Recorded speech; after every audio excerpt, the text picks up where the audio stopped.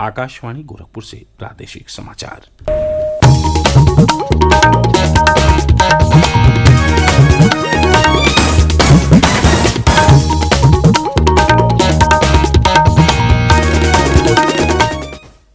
नमस्कार, समाचार बुलेटिन के साथ मैं वेद प्रकाश पाठक। पहले मुख्य समाचार।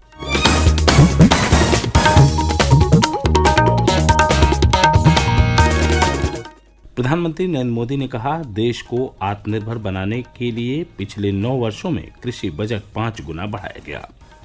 राज्य विधानमंडल में विपक्ष ने प्रदेश की स्वास्थ्य सेवाओं और कानून व्यवस्था सहित कई मुद्दों पर उठाए सवाल।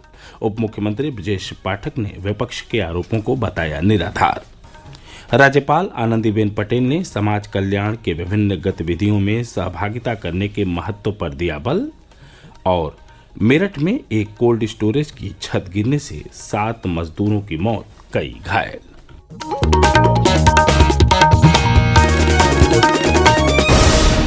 अब समाचार विस्तार से। प्रधानमंत्री नरेंद्र मोदी ने कहा है कि कृषि से जुड़ी चुनौतियों के हल के बगैर संपूर्ण विकास का लक्ष्य हासिल नहीं किया जा सकता। श्री मोदी कल कृषि और सहकारिता पर बजट बाद सेमिनार को संबोधित कर रहे थे। उन्होंने कहा कि नवाचार और निवेश की कृषि क्षेत्र से दूरी बनी हुई है, जिससे कृषि में अन्य क्षेत्रों के मुकाबले भारत के युवाओं की भागीदारी कम बनी हुई है। श्री मोदी ने स्पष्ट किया कि कमियों को दूर करने के लिए इस वर्ष के बजट में कई घोषणाएं की गई हैं। प्रधानमंत्री ने मौसम में परिवर्तन के बारे में रियल टाइम सूचना उपलब्ध कराने पर फसलों के पूर्वानुमान के लिए ड्रोन के उपयोग की बात कही। श्री मोदी ने स्पष्ट किया कि 2023-24 के केंद्रीय बजट और पिछले 8-9 वर्ष के बजट में कृषि क्षेत्र को महत्व दिया गया है। उन्होंने बताया कि वर्ष 2014 में कृषि बजट 25,000 करोड़ रुपए से कम था, इसे बढ़ाकर 1,25,000 रुपए से अधिक कर दिया गया है। प्रधानमंत्री ने बताया कि खाद्य सुरक्षा के लिए देश विश्व के अन्य देशों पर निर्भर रहा। उन्होंने स्पष्ट किया कि किस प्रकार किसानों ने देश को आत्मनिर्भर बनाया। आज भारत कई तरह के कृषि उत्पादों को निर्यात कर रहा है। हमने घरेलू और अंतर्राष्ट्रीय बाजारों तक किसानों की पहुंच को आसान बनाया है, लेकिन हमें ये भी ध्यान रखना है कि बात चाहे आत्मनिर्भरता की हो या निर्यात की, हमारा लक्ष्य सिर्फ चावल गेहूं तक ही सीमित नहीं रहना चाहिए। श्री मोदी ने कहा कि मूल्य संवर्धित खाद्य उत्पादों के लिए 25,000 करोड़ रुपए और खाद्य तेलों के आयात के लिए 2021-22 में 1.5 लाख करोड़ रुपए खर्च किए गए। प्रधानमंत्री ने जोर देकर कहा कि कृषि क्षेत्र को बढ़ावा देने के लिए बजट क्षेत्र में लगातार ऐसे निर्णय लिए गए ताकि राष्ट्र आत्मनिर्भर बने। उन्होंने कहा कि भारत में आज 3,000 एग्री स्टार्टअप हैं, जबकि 9 वर्ष पहले इनकी संख्या लगभग 0 थी। उन्होंने अंतर्राष्ट्रीय मोटा अनाज वर्ष का उल्लेख करते हुए कहा कि इसकी अंतर्राष्ट्रीय पहचान भारतीय किसानों के लिए वैश्विक उन्नति का रास्ता प्रशस्त कर रही है। राज्य विधानसभा में कल मुख्य विपक्षी समाजवादी पार्टी और बहुजन समाज पार्टी के सदस्यों ने प्रदेश में स्वास्थ्य सेवाओं की कमी, कानून व्यवस्था और जातीय जनगणना सहित कई मुद्दों पर सरकार को घेरा।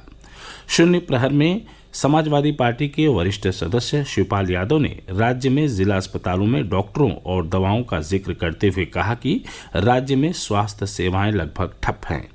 जवाब में उप मुख्यमंत्री ब्रजेश पाठक ने विपक्ष के आरोपों को निराधार बताते हुए कहा कि प्रदेश सरकार आम नागरिकों को पूर्ववर्ती सरकार के मुकाबले में बेहतर स्वास्थ्य सेवाएं मुहैया करा रही है। स्वास्थ्य विभाग ने 5,000 ऑपरेशन निःशुल्क किए और लगभग 1.25 लाख मरीजों का सरकारी अस्पतालों में इलाज किया गया है। वहीं बसपा विधायक उमाशंकर सिंह और सपा के सदस्य लालजी वर्मा ने कानून व्यवस्था का मुद्दा उठाया। इन दोनों सदस्यों ने उन्नाव और अंबेडकर नगर जिले में हुई घटनाओं का जिक्र करते हुए कहा कि इस संबंध में सरकार ने कोई खास कार्रवाई नहीं की। जवाब में संसदीय कार्य मंत्री सुरेश कुमार खन्ना ने कहा कि कानून व्यवस्था में सुधार मौजूदा सरकार की बड़ी उपलब्धि है और राज्य में आपराधिक घटनाओं का ग्राफ गिरा है तथा दोनों मामलों में समुचित कार्रवाई की गई है। राज्यपाल के अभिभाषण पर चर्चा के दौरान प्रदेश के मंत्री आशीष पटेल ने कहा कि जातीय जनगणना की बात विपक्षी दल कर रहा है। उसने अपने कार्यकाल में इस दिशा में कोई कदम नहीं उठाया। राज्यपाल के अभिभाषण पर चर्चा में कांग्रेस की अनुराधा मिश्रा और सुभाषपा के ओम प्रकाश राजभर और सपा के डॉक्टर रागिनी सोनकर सहित अन्य दलों के कई सदस्यों ने हिस्सा लिया। वहीं विधान परिषद में शून्यकाल के दौरान समाजवादी पार्टी के सदस्यों ने किसानों की समस्याओं पर फौरन चर्चा कराने की मांग की। नेता सदन और उप मुख्यमंत्री ब्रजेश पाठक ने कहा कि किसानों के हित राज्य सरकार की प्राथमिकताओं में शामिल हैं और इस दिशा में समुचित कदम उठाए जा रहे हैं, इसलिए चर्चा कराने की कोई जरूरत नहीं है। इससे पहले प्रश्नकाल में समाजवादी पार्टी ने शिक्षा मित्रों का मानदेय बढ़ाने की मांग दोहराई। सरकार द्वारा मानदेय बढ़ाने की मांग अस्वीकार कर देने पर सपा सदस्यों ने सदन से वॉकआउट कर दिया। बसपा के भीमराव अंबेडकर ने विभिन्न विभागों में कार्यरत संविदा कर्मियों को नियमित किए जाने का मामला उठाया। जवाब में नेता सदन ने कहा कि राज्य के किसी भी सरकारी विभाग में अब संविदा कर्मी नहीं रखे जाते हैं। प्रादेशिक समाचार आप आकाशवाणी गोरखपुर से सुन रहे हैं।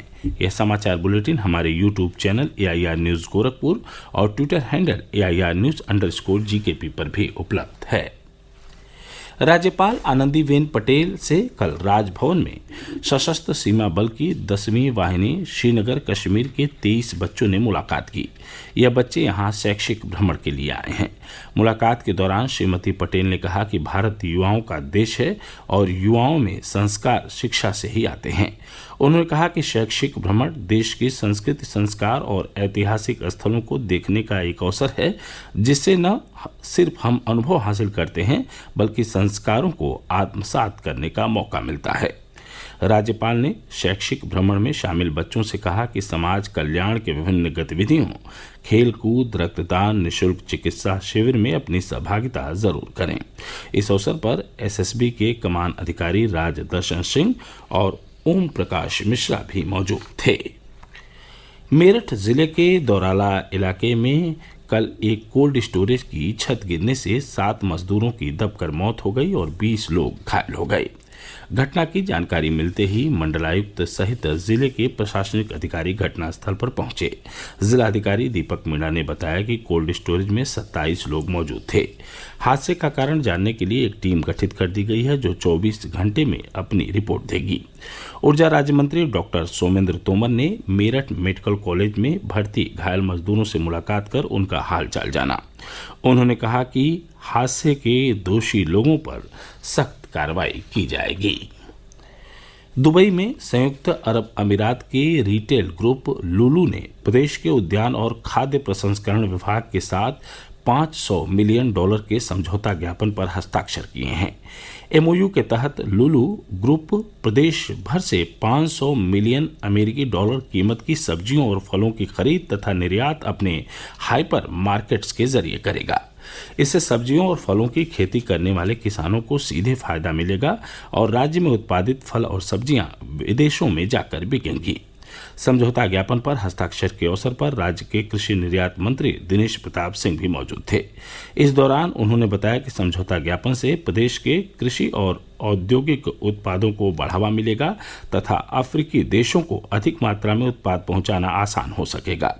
श्री सिंह ने बताया कि भारत समेत 10 देशों में लुलू समूह के 247 हाइपर मार्केट और शॉपिंग मॉल हैं। प्रदेश के परिवहन मंत्री दयाशंकर सिंह ने कहा है कि राज्य सरकार आम नागरिकों को और बेहतर परिवहन सुविधाएं देने की कोशिश कर रही है और इसी क्रम में मौजूदा बजट में पहली बार परिवहन विभाग को 800 करोड़ रुपए से अधिक की धनराशि दी गई है। बजट में मिले धन से परिवहन निगम 1000 बसें खरीदेगा, जिससे दूर दराज के क्षेत्रों में लोगों को परिवहन सुविधा उपलब्ध कराने में मदद मिलेगी। साथ ही बस स्टेशनों को सुधारने और नवीनीकरण का काम भी किया जाएगा। श्री सिंह ने बताया कि बजट में बलिया जिले के बस अड्डे के लिए भी धन आवंटित किया गया है। इससे जिले में आधुनिक बस स्टेशन बनाया जाएगा। और अंत में इस बुलेटिन के मुख्य समाचार एक बार फिर। प्रधानमंत्री नरेंद्र मोदी ने कहा, देश को आत्मनिर्भर बनाने के लिए पिछले 9 वर्षों में कृषि बजट 5 गुना बढ़ाया गया। राज्य विधानमंडल में विपक्ष ने प्रदेश की स्वास्थ्य सेवाओं और कानून व्यवस्था सहित कई मुद्दों पर उठाए सवाल। उप मुख्यमंत्री ब्रजेश पाठक ने विपक्ष के आरोपों को बताया निराधार। राज्यपाल आनंदी पटेल ने समाज कल्याण की विभिन्न गतिविधियों में सहभागिता करने के महत्व पर दिया बल। और मेरठ में एक कोल्ड स्टोरेज की छत गिरने से 7 मजदूरों की मौत, कई घायल। इसके साथ ही प्रादेशिक समाचारों का बुलेटिन समाप्त हुआ। नमस्कार।